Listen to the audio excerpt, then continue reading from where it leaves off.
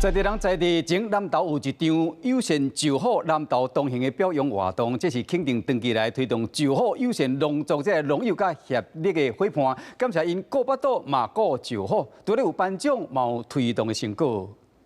农业部林业和自然保育署南投分署生物多样性研究所联合南投县政府举办友善就好南投同行成果的分享会，表扬16位长期推动友善农作的农友，感谢因种田顾咱的巴肚，嘛顾就好的生存空间。我们保育的动物，它会来我们的茶园里面，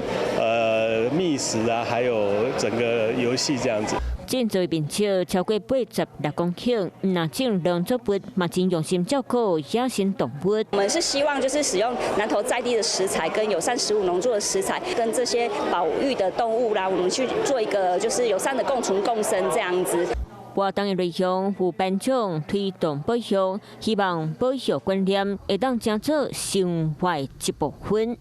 Hello， 我是蒋欣梅。想要抢先掌握最及时的新闻资讯吗？赶快订阅、按赞、开启小铃铛，锁定华视新闻 YouTube 频道。